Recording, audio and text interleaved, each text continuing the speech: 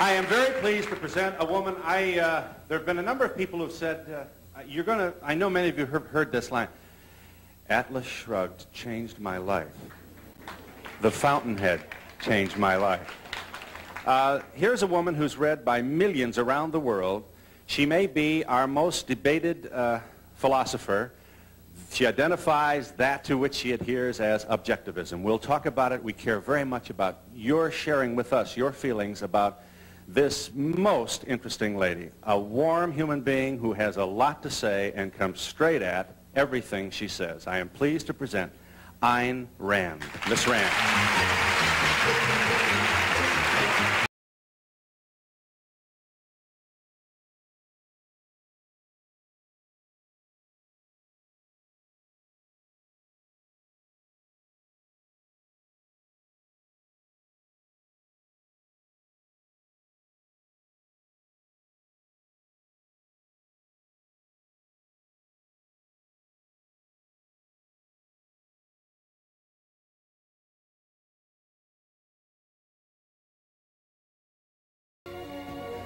Sure.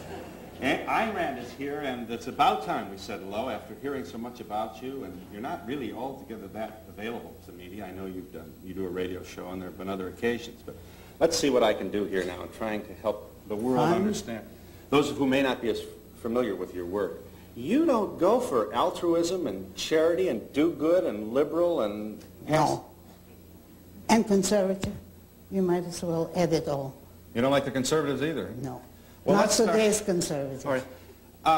I want to help people. I want to do good for other people. What's so bad about that? Nothing. If you do it by your own choice, and if it's not your primary aim in life, and if you don't regard it as a moral virtue, on those conditions, it's fine to help people if you want to. Why can't I think of it as a moral virtue? I mean, can't I take some vows for myself for doing all these good things? Because that would be cannibalism.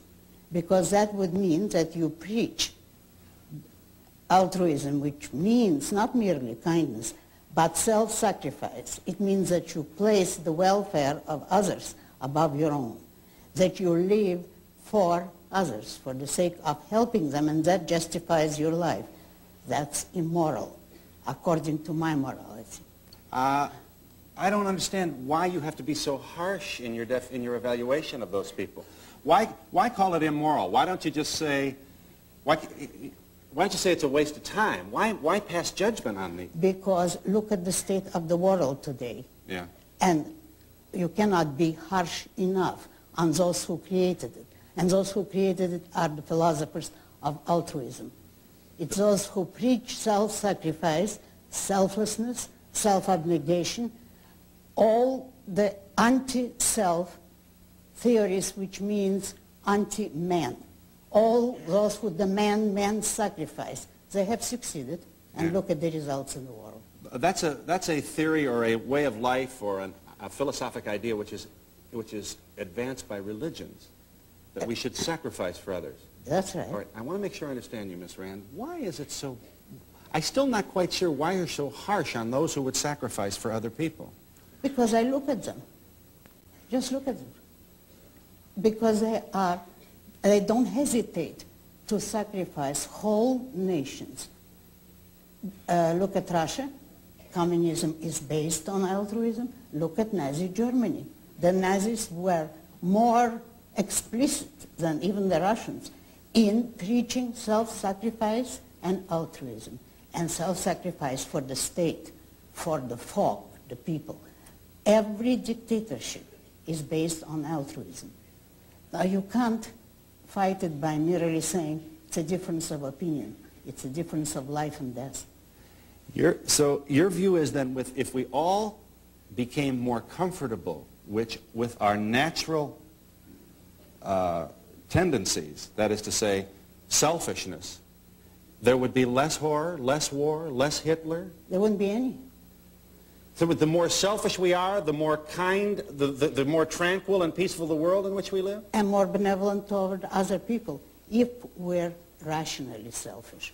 By that I mean a selfishness which can justify one's every action rationally, not the kind of whim worship, as I call it, which consists of just indulging your own desires and urges of the moment, and there is no innate, natural idea, you know. There isn't, huh? No. Well, I have a lot of innate tendencies.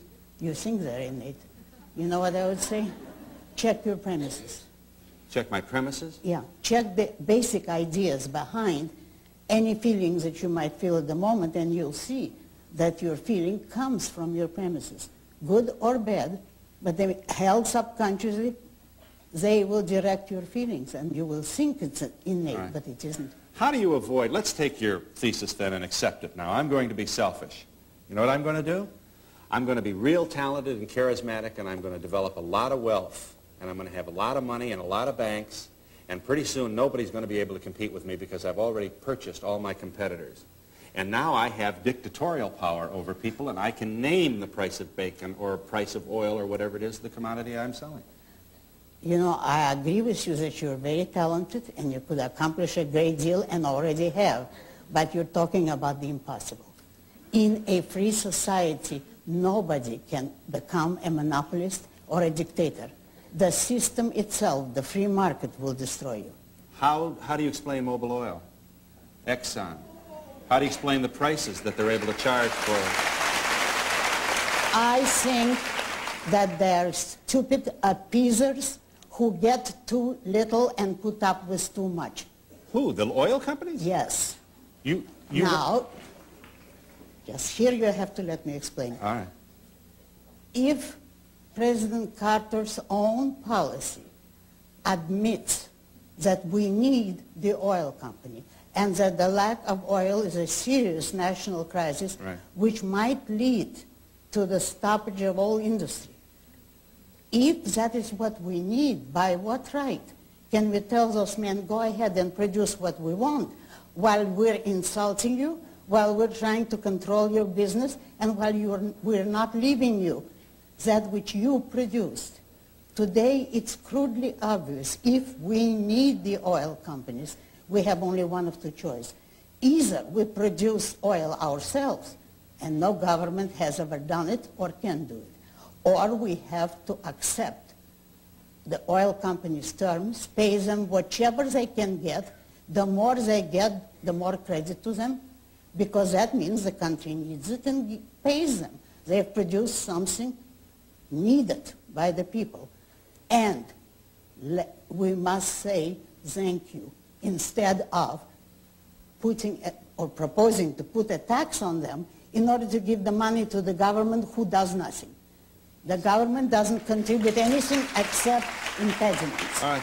But if we allow the oil companies to have the power which you say has come to them because we need the oil, it's a question of supply and demand. Yes. So if we approach this laissez-faire, as I think you would like us to, free of government intervention, right, free of all the force and the regulation and the controls which you abhor. Right. All right.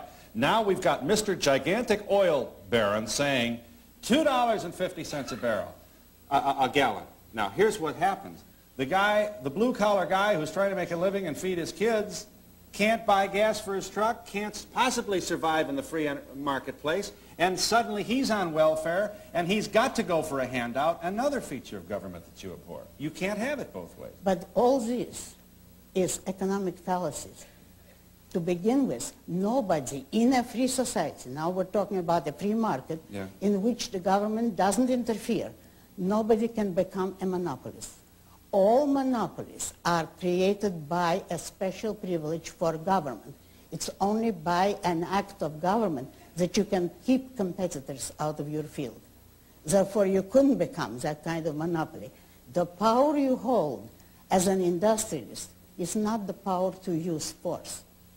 It's the power of producing something of value. That people want. And it's the people who literally control you, because every purchase is a vote in the favor of some businessmen and in a way against others. It's the public who decides what they want to buy and what they pass up. If, using your examples, you became this powerful tycoon economically, but you can